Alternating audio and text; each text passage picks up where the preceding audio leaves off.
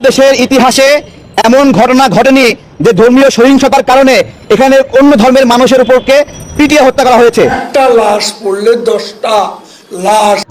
সম্মানিত দর্শক, আজকের গরম খবর। কিছুদিন আগে ফরিদপুরে একটি মন্দিরে আগুন লেগেছিল এবং হিন্দু ধর্মের কয়েকজন মিলে দুজন কোরআনের হাফেজকে কুপিয়ে মেরেছিল।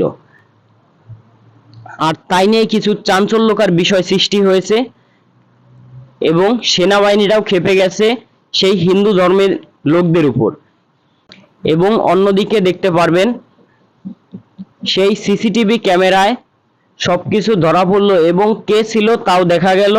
আমরা এই ভিডিওর মাধ্যমে সবকিছু দেখানোর চেষ্টা করব। আজকের এই ভিডিওটি অনেক গুরুত্বপূর্ণ হতে চলেছে, তাই সম্পূর্ণ ভিডিওটি না টেনে দেখার অনুরোধ রইল। আর সম্পূর্ণ ভিডিওতে রয়েছে আরো অনেক গুরুত্বপূর্ণ বিষয় যা দেখলে আপনারা রীতিমতো অবাক হতে বাধ্য হবেন। তাহলে চলুন কথা না বাড়িয়ে চলে যাওয়া যাক মূল ভিডিওর দিকে। আর আপনি যদি আমাদের এই চ্যানেলে নতুন হয়ে থাকেন তাহলে অবশ্যই সাবস্ক্রাইব করুন বাংলাদেশের সর্বশেষ আপডেট খবর পাওয়ার জন্য এবং একটি লাইক দিয়ে দেখতে থাকুন সম্পূর্ণ ভিডিওটি। বাংলাদেশের ইতিহাসে এমন ঘটনা ঘটেনি যে ধর্মীয় সহিংসতার কারণে এখানে অন্য ধর্মের মানুষের উপরকে পিটিয়ে হত্যা করা হয়েছে। বাংলাদেশের ইতিহাসে এরকম ঘটনা ঘটেনি।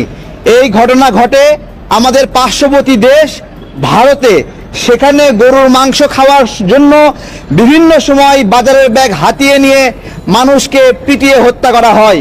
সেই পিটিয়ে হত্যার প্রচলন এই বাংলাদেশে উগ্র হিন্দুত্ববাদী তারা ফরিদপুরে এই বাস্তবায়ন করলো। আপনারা জানেন ফরিদপুরে 2 নির্মাণ শ্রমিককে হাত পা বেঁধে নির্মমভাবে পিটিয়ে পিটিয়ে হত্যা করেছে এবং আরো 4 থেকে 5 জনকে আহত করেছে।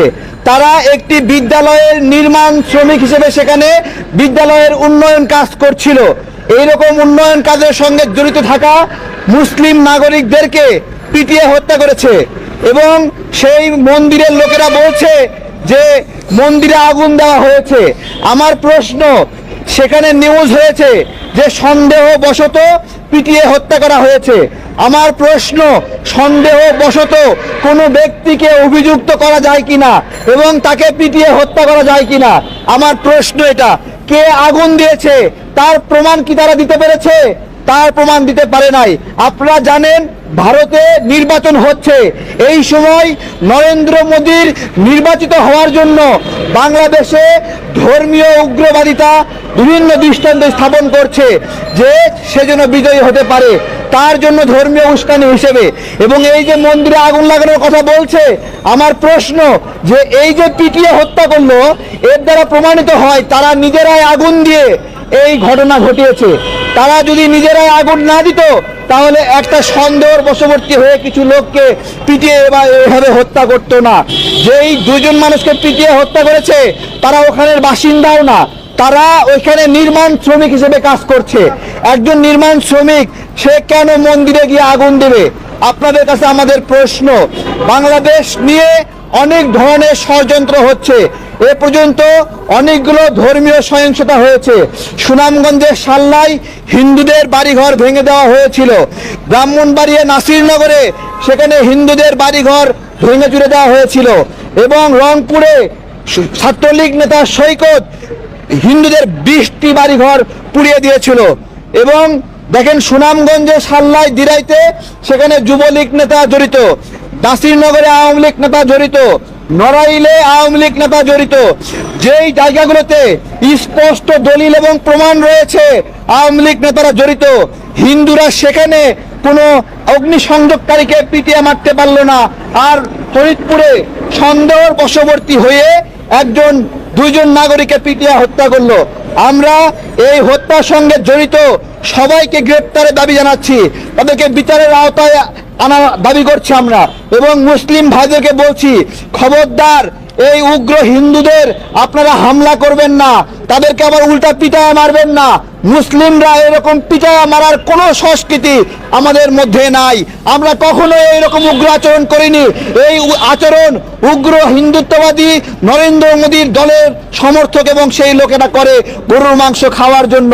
আজকে সেই পিটিয়ে মারার সংস্কৃতি বাংলাদেশে ইতিপূর্বে কখনোই এরকম হয়নি। দয়া করে কেউ তাদেরকে পিটিয়ে মারবেন না। আমরা চাই তাদেরকে গ্রেফতার করা হোক, বিচারের আওতায় হোক।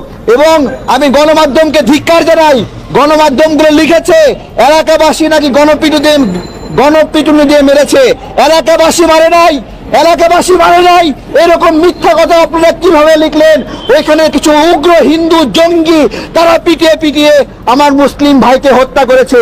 আমরা স্পষ্ট কথা, কোনো উগ্রবাদিতা না, কোনো জঙ্গি কার্যক্রম না, সহিংসতা না, স্পষ্টভাবে যারাই হামলার সঙ্গে জড়িত গ্রেফতার করতে হবে, বিচারের আওতায় নিয়ে আসতে হবে।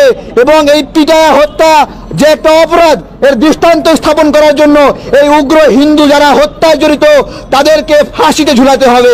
এভাবে পিটায় হত্যা যেন বাংলাদেশে কোনো ধর্মের মানুষ কখনো অন্য ধর্মকে না করে। বলবেন অনেকগুলো মানুষ মিলে মেরেছে, 10 জন মিলে মেরেছে, 20 জন মিলে মেরেছে, 50 জন মেরেছে, যে একটা লাশ পড়লে 10টা লাশ ফেলতে। গণভবন থেকে শেখ হাসিনাকে না হটিয়ে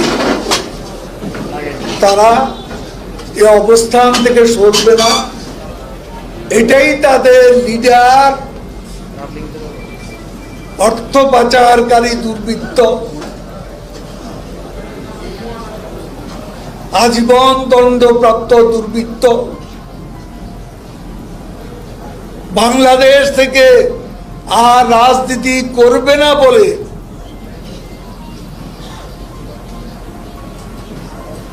মুসলেকা দিয়ে লন্ডনে পাড়ি জমিয়েছিল।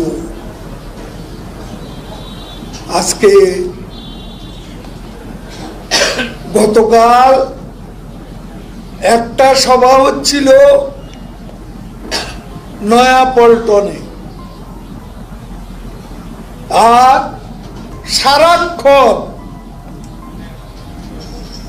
ভিডিওতে নির্দেশ করা, এই করতে হবে, সেই করতে হবে। আমি বুঝি না, আদালতের আদেশ প্রতিনিয়ত